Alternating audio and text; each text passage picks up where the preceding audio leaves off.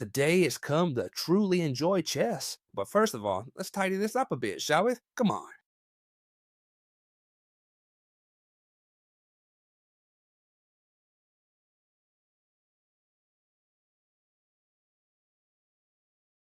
Much better. As you know, Mikhail Tal was widely considered one of the most incredibly brilliant geniuses in the history of chess. And today, I'm going to show you how he managed to coordinate and combine his various pieces in an extremely harmonious way so that we can learn a lot from him and be able to effectively apply these same strategies in our own games. So I present to you a game where he played with the black pieces, and you're going to see exactly what happened during this encounter.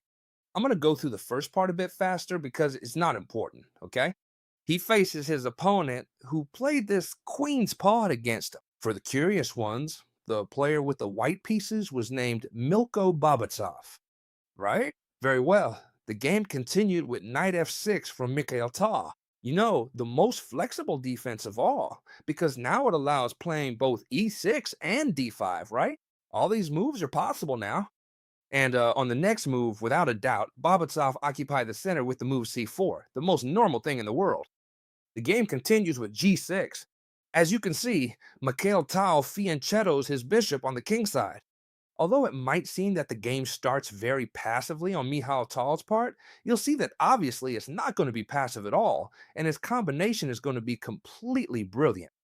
Knight c3.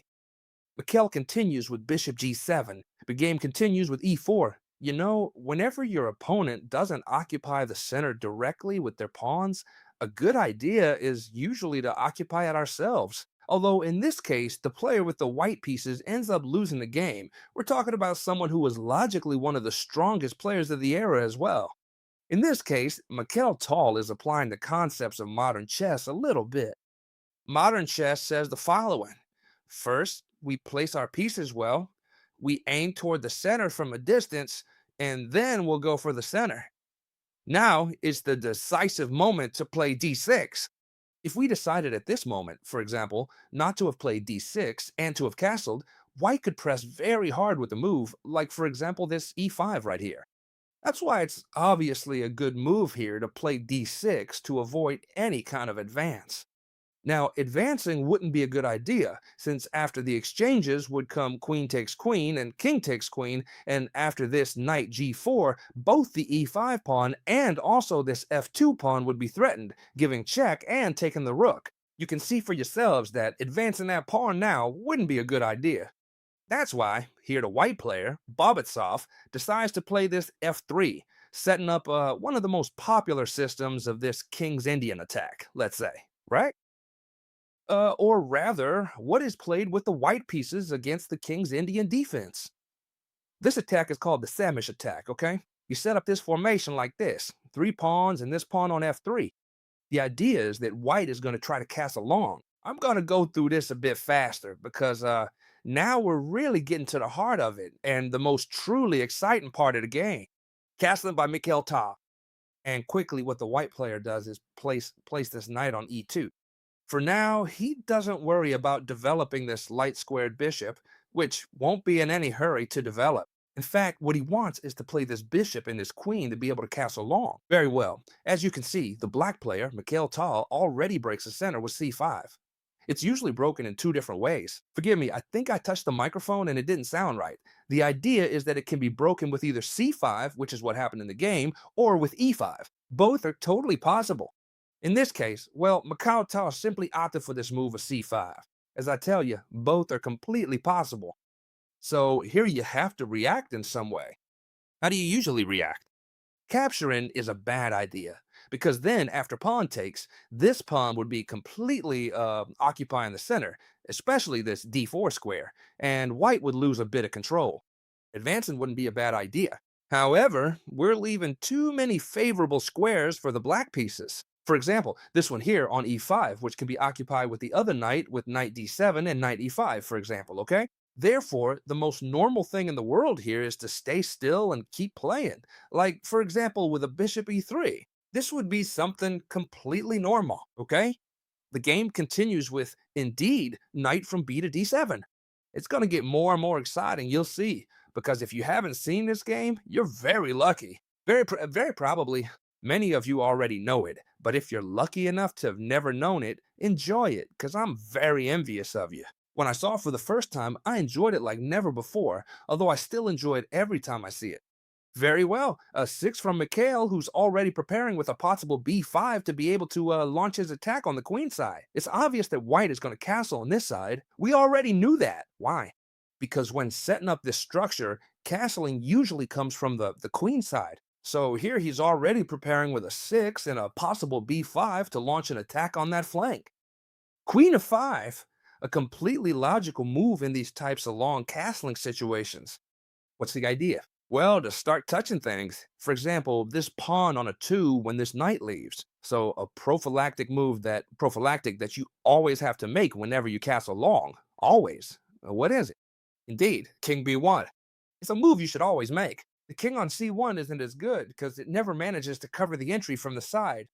From b1 it covers everything perfectly. As I've told you in some video, those of you who are more loyal to the channel will know, many times I've been guilty of not playing King B1 because I think I'm wasting time and then later on I regret not having played it. So don't be like me, play King B1 when it's time. B5. As you can see, Mikhail's already launching an attack. I'm going to tell you right now, you'll see an anecdote that's strictly related to the game and you're going to find it amazing. For now, this game, as you're seeing it right here, first happened in a rapid match between the two of them, okay? Now, I'll explain how it continues. This isn't a rapid game, but a classical one, okay? But I'll explain why I'm telling y'all this, because it's very important. Right now, what the white player is doing is placing the knight on the DB5 position. This move, I'll explain for those of you who aren't so professional, let's say, poses a very typical threat in chess in these types of positions. It also occurs in a Sicilian dragon, for example, since we're in a similar situation. I can't talk, forgive me. The idea is that since they're threatening a queen exchange, if the queen retreats, then knight takes e7 check with follow. So there's a resource where if they exchange queens first, that is, if queen takes queen happened now, instead of recapturing the queen, we could do knight takes e7, and since it's check, the king would have to move, and then we're always in time to recapture this queen, and we've won a pawn. However, do you know how the game continues? Well, here Mikhail Tal let his queen be captured completely for free and captured this knight. Fine, let me explain the anecdote. In this game, when it was a rapid game, a blitz game, okay?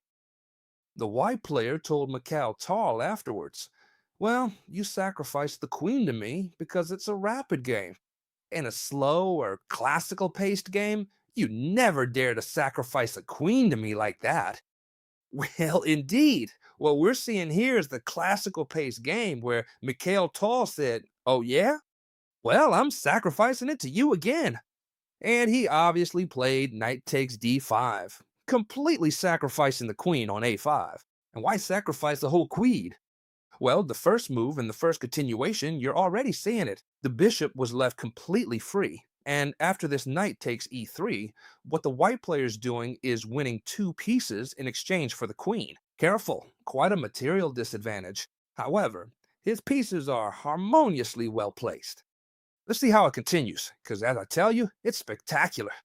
If you want more videos like this, leave me a good like, and I'll make them. The rook is being threatened. Where should it go? Well, for example, it could retreat to c1, right? What happened in the game? Now then, this pawn is completely unprotected and can already be captured. Well, 7 points in exchange for 9. And now Mikhail Tal's a bit active, right? Well, quite active. He's threatening this queen. He's also threatening entries through here. The pawn attack seems much more promising than the white piece's attack, which is far from arriving.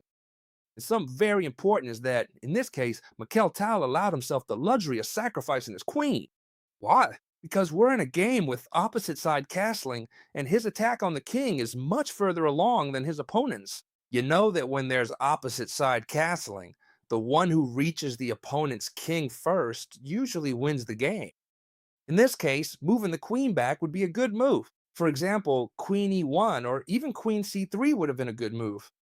However, this is probably what happened in the blitz game and he ended up losing. So the white player said, Since I already have extra material, I'd rather take out your knight by giving back at least this exchange, and that way I'll try to defend myself without that knight there.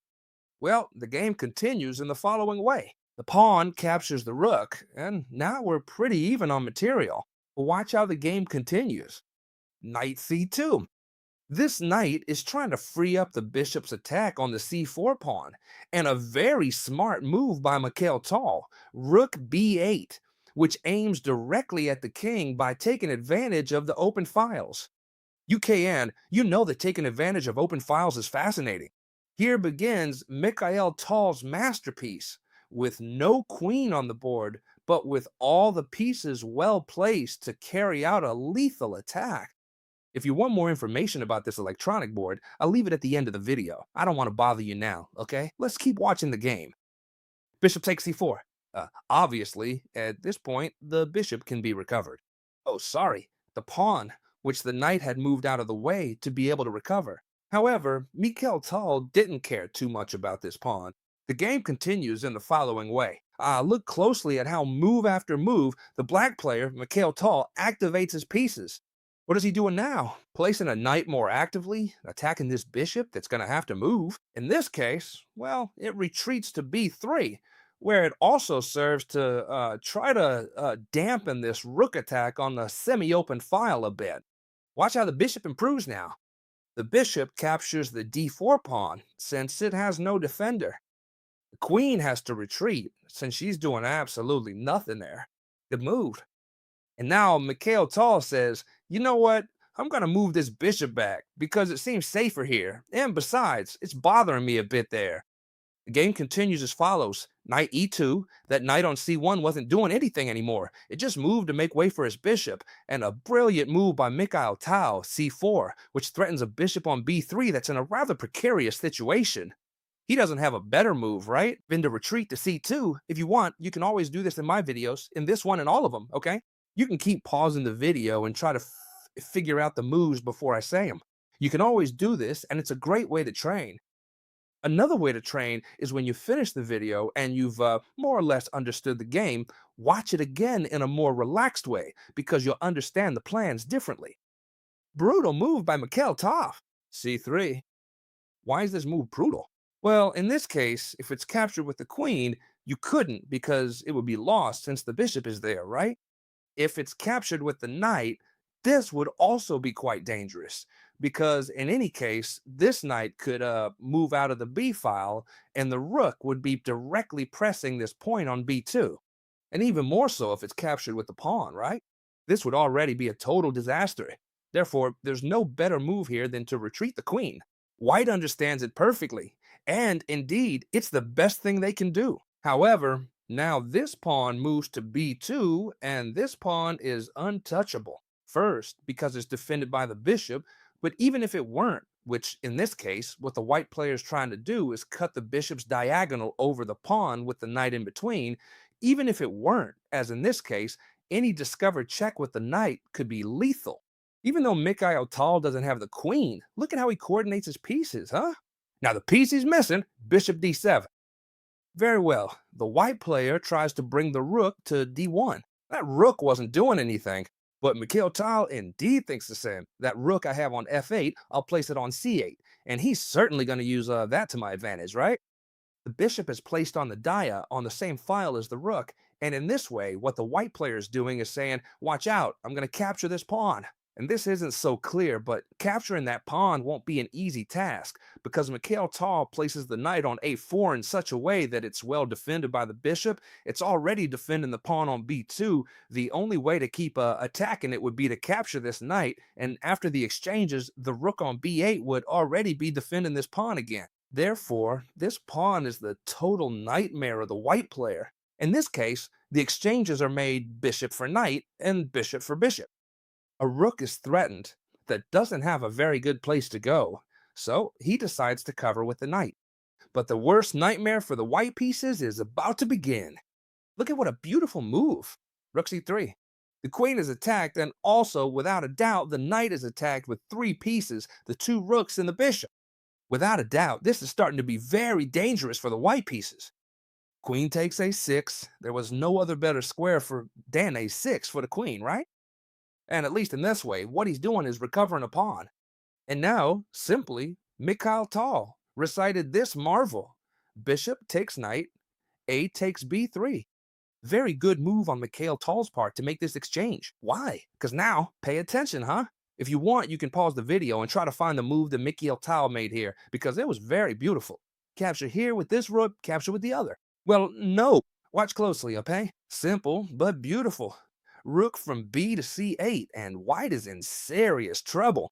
It's clear that this pawn can't be captured because it would be on the bishop's diagonal, and if king takes b2, for example, the rook from the third rank would go to c6 and win the queen with a discovered attack. So there's nothing to be done here. It's true that white tried to defend themselves, in this case with queen to a3, but it didn't help at all because rook c8, rook takes c8, and rook takes c8 would follow. That is, the exchanges take place on the c8 square. And as you can see here, the white pieces resign. Why? Because after king a2, in this case black, would have two ways to finish it off. Either b8, promoting to a queen, or even this rook a1, which would also be an impressive check. Don't tell me you didn't like this game, because it's completely fascinating. I love studying with these kinds of chess sets, even playing, because that way I can watch the game without having to touch the pieces. And I can even play normally while my opponent plays without me touching anything, right? To be able to play online and stuff like that. You know that if you want this type of board, of course, I'll talk to its creator and leave a discount code for you so you can save on your purchase. So I'm going to leave it right down here in the description. Simply, if you want, by clicking the link in the description, you'll already get a discount. It might not be reflected at first, but when you try to make the payment, the discount will be reflected there, which is actually a very interesting discount. So if you want it, it's a very expensive chess set, obviously, but it's a highly addictive chess set. And for chess geeks like me and the truly passionate, well, the truth is it's a plus. Hey, and it really is. I hope you loved this video. Let me know what you thought of this game, because I found it impressive. And we'll see each other tomorrow, as always, friends, in the next video. Goodbye.